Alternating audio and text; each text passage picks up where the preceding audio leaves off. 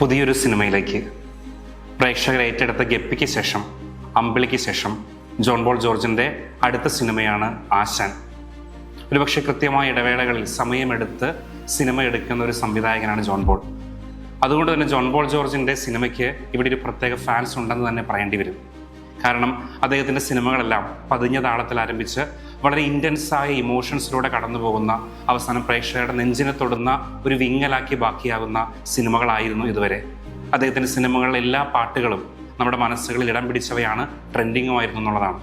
ഇത്തവണ മൂന്നാമത്തെ സിനിമയുമായിട്ട് വരുമ്പോൾ എന്ത് പ്രത്യേകതയാണ്, എന്ത് മാജിക്കാണ്, എന്ത് കാഴ്ചയാണ് ജോൺ പോൾ ജോർജ് നമുക്കായി കാത്തുവയ്ക്കുന്നത്. സ്നേഹം നിറഞ്ഞവരെ, ഈ സിനിമയുമായി വരുമ്പോൾ ഒന്നാമത്തെ പേര് തന്നെ ആശാൻ. ഇതാണ് സിനിമയുടെ ടൈറ്റിൽ. ആശാനായിട്ട് വരുന്നത് ഇന്ദ്രൻസാണ്. നമുക്കറിയാം, ഇന്ദ്രൻസിന് ആൾക്കൂട്ടത്തിനെ മുഴുവൻ ഇമോഷൻസിലേക്ക് കൊണ്ടുപോകാൻ, ആൾക്കൂട്ടത്തിനെ മുഴുവൻ സിമ്പതിയും പിടിച്ചുപറ്റാൻ എത്ര അനായാസമായിട്ട് കഴിയുന്ന നടനാണെന്ന് ഈ കാലഘട്ടം തെളിയിച്ചതാണ്. ഹോം സിനിമയൊക്കെ നമ്മൾ അത്തരത്തിൽ കണ്ടു കഴിഞ്ഞതാണ്. അവിടെയാണ് ഇന്ദ്രൻസിനെ ആശാൻ എന്ന് പറയുന്ന ടൈറ്റിൽ പ്രതിഷ്ഠിക്കുന്നത്. സ്നേഹം നിറഞ്ഞവരെ, എന്താണ് ഈ സിനിമ പറയുന്നത്? ഒന്നാമത്തെ കാര്യം, സിനിമയ്ക്കുള്ളിലെ സിനിമ പറയുന്നു എന്നുള്ളതാണ്. നമുക്കറിയാം, അത്തരത്തിലുള്ള സിനിമകൾ ഉദയനാണ് താരം, വർഷങ്ങൾക്ക് ശേഷം, അങ്ങനെ തിരക്കഥ, അങ്ങനെ പല സിനിമകളും സിനിമയ്ക്കുള്ളിലെ സിനിമകൾ നമ്മൾ കണ്ടതാണ്. അപ്പോൾ അത്തരത്തിലുള്ള ടെംപ്ലേറ്റ് ആയിട്ട് വരുമ്പോൾ എന്ത് പ്രത്യേകതയാണ് ഈ സിനിമ കൊണ്ടുവരുന്നത്? തീർച്ചയായും അനന്തരാമൻ എന്ന് പറയുന്ന ഫിലിം പാഷനേറ്റ് ആയിട്ടുള്ള ഒരു എഡിറ്ററുടെ സിനിമാ സ്വപ്നങ്ങളുമായിട്ട് ഇറങ്ങിത്തിരിക്കുന്നു. അദ്ദേഹത്തിനൊരു സിനിമയിലേക്ക് എത്തണമെങ്കിൽ ആ സിനിമാ ടീം അന്വേഷിക്കുന്ന ഒരു ലൊക്കേഷൻ കണ്ടെത്തണം. ആ ലൊക്കേഷൻ കണ്ടെത്തുന്ന പ്രത്യേകതയുള്ള ആ ലൊക്കേഷൻ കണ്ടെത്തുന്നത് ഒരു ഫ്ലാറ്റിലാണ്. ആ ഫ്ലാറ്റിലെ എല്ലാമാണ് കെയർ ടേക്കറാണ് ആശാൻ എന്ന കഥാപാത്രത്തെ അവതരിപ്പിക്കുന്ന ഇന്ദ്രൻസ് ചെയ്യുന്നത്. സ്നേഹം നിറഞ്ഞവരെ, ആശാൻ ആരാണ്, ആശാന്റെ പവർ എന്താണെന്നുള്ളത് ഈ സിനിമയുടെ ചില ഘട്ടങ്ങളിൽ ഒരു ഡയലോഗ് പോലും ഇല്ലാതെ നമുക്ക് മനസ്സിലാവുന്നുണ്ട്.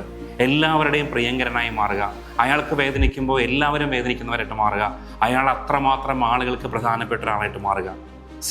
ഇത്തരത്തിലുള്ള ഇൻറ്റൻസ്, ഇത്തരത്തിലുള്ള കഥാപാത്രത്തിനുള്ള ഒരു പാഷൻ, അദ്ദേഹം വർഷങ്ങളായിട്ട് കൊണ്ടു നടക്കുന്ന ഒരു സ്വപ്നം, ആ സ്വപ്നത്തിലേക്ക് എത്താനുള്ള അദ്ദേഹത്തിൻ്റെ കൊതി, ആ കൊതിയാണ് ഈ സിനിമയ്ക്ക് ഇന്ധനമായിട്ട് തീരുന്നത്. അവിടെ അപ്പുറത്ത് മറ്റൊരു കഥാപാത്രം ബാലരാമൻ. സ്നേഹം നിറഞ്ഞവരെ, രണ്ട് ധ്രുവങ്ങളിലാണ് തോന്നിക്കുന്ന രണ്ട് മനുഷ്യർ. അവരുടെ ഇൻറ്റൻസായ ഇമോഷൻ ജോൺ പോൾ ജോർജിൻ്റെ ഒരു പാറ്റേണാണ്. ഒരുപക്ഷെ നമ്മൾ ഗപ്പി കണ്ടു കഴിഞ്ഞാലും ഏറെക്കുറെ അമ്പിളിയിലുമെല്ലാം ഈ ഒരു പാറ്റേൺ നമുക്ക് കാണാൻ സാധിക്കും. ഇരു ധ്രുവങ്ങളിലാണെന്ന് തോന്നിപ്പിക്കുന്ന രണ്ട് മനുഷ്യർ, പക്ഷെ അവരെല്ലാം അവരുടേതായ ട്രാക്കുകളിൽ അവരുടേതായ റീസണുകളുള്ള മനുഷ്യരാണ്. അത്തരത്തിലാണ് ജോമോൻ ജൂതർ അവതരിപ്പിക്കുന്ന കഥാപാത്രവും ഇന്ദ്രൻസ് അവതരിപ്പിക്കുന്ന കഥാപാത്രവും പാരലായിട്ട് പോകുന്നത്. ഇവിടെ അവരുടെ കൊടുക്കൽ വാങ്ങലുകളും അവരുടെ കോംബോയും ഒക്കെ മനോഹരമായിട്ട് വന്നിട്ടുണ്ട്. ശോഭിതലൻ അവതരിപ്പിക്കുന്ന സംവിധായക കഥാപാത്രം ഗംഭീരമാണ്. പല സ്ഥലങ്ങളിലും സിനിമ മനുഷ്യനെ കണക്ട് ചെയ്യുന്നുണ്ട്, സൂപ്പറാണ് എന്ന് പറയുമ്പോൾ തന്നെ ഈ സിനിമാറ്റിക് ആയിട്ടുള്ള പരിപാടികൾ പിടിക്കുമ്പോൾ കടന്നു വരാവുന്ന പല ക്ലീഷേ പരിപാടികൾക്കും ഈ സിനിമ വീണു പോകുന്നുണ്ട്. സംവിധായകൻ്റെ ദേഷ്യപ്പെടൽ, അല്ലെങ്കിൽ അസിസ്റ്റന്റ് ഡയറക്ടേഴ്സിൻ്റെ സങ്കടപ്പെടൽ, അവരുടെ ദുരവസ്ഥകൾ, സൗണ്ട് ക്യാപ്ചറിൻ്റെ അലർച്ച, സൈലൻസ്, ഇതൊക്കെ നമ്മൾ കണ്ടിട്ടുള്ള ഒരുപാട് ടെംപ്ലേറ്റുകളാണ്. ഒരുപക്ഷെ ഒരു കോമഡി ട്രാക്കിലെല്ലാം കണ്ടുപോകാമെങ്കിലും ജോൺ പോൾ ജോർജിനെ പോലുള്ള ഒരു സിനിമ എടുക്കുമ്പോൾ എനിക്ക് തോന്നുന്നു കുറച്ചും കൂടി നാച്ചുറൽ ആൻഡ് ഓർഗാനിക് ആയിട്ട് അത് വന്നിരുന്നെങ്കിൽ എന്ന് തോന്നിയിട്ടുണ്ട്. പലപ്പോഴും ഗപ്പയിലും അമ്പിളിയിലും നമുക്ക് കിട്ടിയിരുന്നത് കഥയുടെ ഈ ഓർഗാനിക് ആയിട്ടുള്ള പ്രോസസ്സാണ്. ഇവിടെ നഷ്ടമാവുന്നത് അതാണ്. കാരണം കഥ ഫോഴ്സ്ഡാണ്. വരാനിരിക്കുന്ന ഒരു ഇമോഷണൽ ട്രാക്കിലേക്ക് നമ്മളെ കൊണ്ടുപോകുന്നതാണ് സിനിമയെന്ന് ബോധപൂർവം നമുക്ക് തോന്നുന്നുണ്ടെന്നുള്ളതാണ് ഈ സിനിമയുടെ ഒരു പരാതിയായിട്ടും ഒരു പരാധീനതയായിട്ടും ഒക്കെ എനിക്ക് തോന്നിയിട്ടുള്ളത്. ഇത്തവണ സംവിധായകൻ തന്നെയാണ് സംഗീത സംവിധാനം നിർവഹിച്ചിരിക്കുന്നത്. നമുക്കറിയാം, അദ്ദേഹത്തിൻ്റെ ആരാധിക എന്ന് പറയുന്ന പാട്ട് അമ്പിളിയിലാണെങ്കിലും തനിയെ മിഴികൾ എന്ന് പറയുന്ന പാട്ട് ഗപ്പിയിലാണെങ്കിലും ഹൈലൈറ്റ് ആയിരുന്നെങ്കിൽ ഇവിടെ കുഞ്ഞിക്കവിൾ മേഘമ എന്ന പാട്ട് ഇതിനോടകം ട്രെൻഡായി കഴിഞ്ഞു. പക്ഷേ ആ വിജയിച്ച അതേ ഫോർമാറ്റിൽ, അതേ ടെംപ്ലേറ്റിൽ തന്നെ പാട്ടുകൾ ആവർത്തിക്കപ്പെടുന്നു എന്നൊരു കുഴപ്പം കൂടി തോന്നിയിരുന്നു എന്നുള്ളതാണ്. എങ്കിലും സിനിമയുടെ സംഗീതവും ബാക്ക്ഗ്രൗണ്ട് മ്യൂസിക്കും ശ്രദ്ധേയമാണ്. അതുപോലെ തന്നെ നവാഗതനായ സിനിമാറ്റോഗ്രാഫർ വിമൽ ജോസിൻ്റെ ക്യാമറയും ഗംഭീരമാണ്. എങ്കിലും പല സ്ഥലങ്ങളിലെല്ലാം ഇതിൻ്റെ കളർ പാറ്റേണുകൾ അല്ലെങ്കിൽ ഗ്രേഡിങ് കുറച്ചധികം പ്രശ്നങ്ങളുള്ളതായിട്ട് തോന്നിയിട്ടുണ്ട്. എങ്കിലും ഈ സിനിമ നമുക്ക് കണ്ടിരുന്ന് ആസ്വദിക്കാവുന്നതാണ്.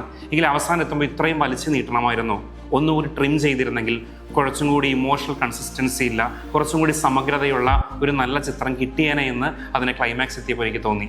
എങ്കിലും സിനിമയ്ക്കുള്ളിലെ സിനിമയൊക്കെ മനോഹരമായിട്ട് ആളുകളെ ആകർഷിക്കുന്നുണ്ട് എന്ന് തന്നെ പറയേണ്ടി വരും.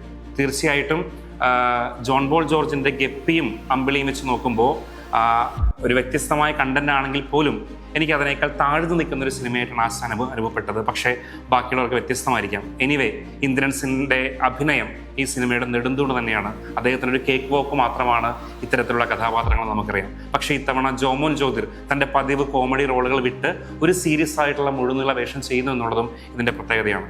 തീർച്ചയായിട്ടും ആശാൻ നിങ്ങൾക്ക് എല്ലാവർക്കും കണ്ട് വിലയിരുത്താവുന്നതാണ്. ഒരു ഇമോഷണൽ പാക്കേജാണ്. ഇൻറ്റൻസ് ആണ് സിനിമ, മനോഹരമാണ്.